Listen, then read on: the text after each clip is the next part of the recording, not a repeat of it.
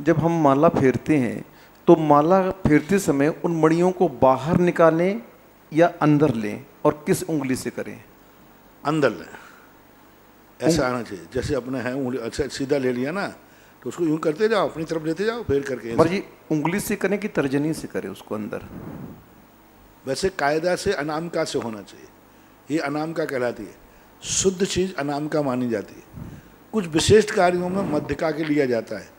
तर्जनी को माला फेरने का अलग है।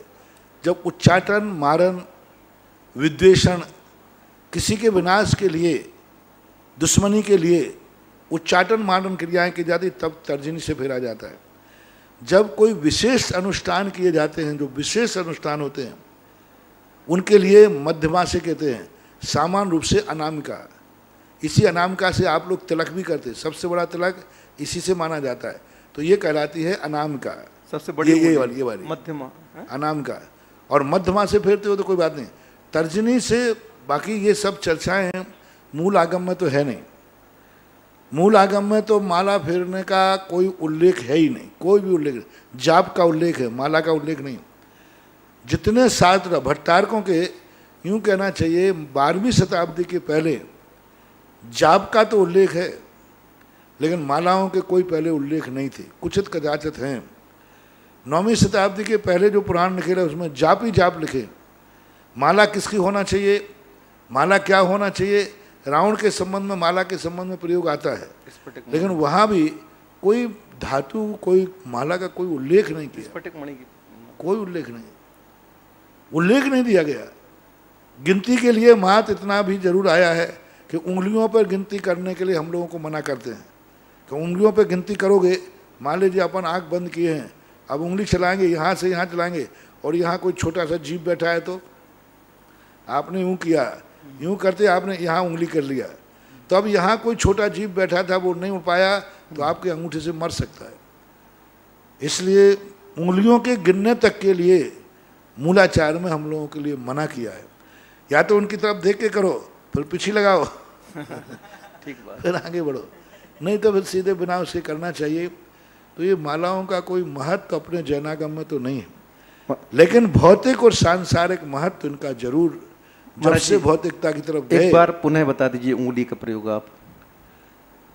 माला, पहली बात तो मालाओं का हमारे यहाँ कोई उल्लेख नहीं, पहले तो निर्णय ही करना। श्रावकों के लिए, श्रावकों के लिए भी कोई उल्लेख शास्त्र में, श्रावक का आचार में जाप का उल्लेख दिया, माला का उपयोग नहीं है। जाप में और माला में अंतर है।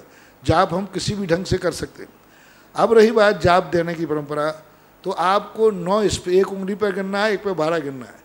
जैसे गिनना चाहो वैसे गिनो, यहाँ से सीधा सीधा करके गिन लो। अब वर्तमान में एक परंपरा चलती है शुभ रूप में, मध्यमा उंगली से, मध्यमा से ऊपर जाइए, फिर अनाम का तर्जनी पे आइए, यूं यूं यूं यूं यूं यूं, ये नो, तो ये बनाते ओम बन जाता है। ओम नहीं बना, बल्कि ई बना, ई भी पूरा नहीं बनता। तो अब ये है, कोई सैद्धांतिक नहीं है, इसमें से हम इसका ज़्यादा विश्लेषण नहीं कर पाए। तांत्रिक लोगों ने माला पर जोर दिया, मांत्रिक वालों ने नहीं दिया। मंत्र की परंपरा वालों में माला का उल्लेख नहीं, जाप का उल्लेख है।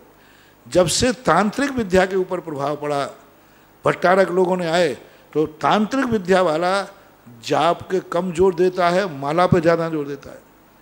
तांत्रिक विद्या वाला माला पे जोर देगा, आसन पे जोर देगा, डाब की आसन है, लकड़ी की आसन है, घास की आसन है, काली आसन है, लाल आसन है, पीली आसन है, इस पर जोर देगा, किस आसन से आप बैठे हो। तो ये सब तांत्रिक लोगों की परंपराओं में आया। और तंत्र पर जैन दर्शन में भी तांत्रिक विद्या का बहुत बड़ा प्रयोग हुआ। जैन दर्शन में तंत्रों का बहुत बड़ा प्रयोग किया। जैसे उल्टे सांतियाँ मिलते हैं कहीं कहीं, ये सब कुछ नहीं है, कोई शिल्पी की कमी नहीं है, ये तंत्र विद्या के अंतर्गत होता है। एक मूर्ति में कई चिन्ह बना दिए, तांत्रिक लोगों में होता है। तो ये कुछ तंत्र विद्याएं पहले भट्टारकों के समय चलती थी, उस कारण से शिल्प में भी अंतर आ गया, ऐसा माना।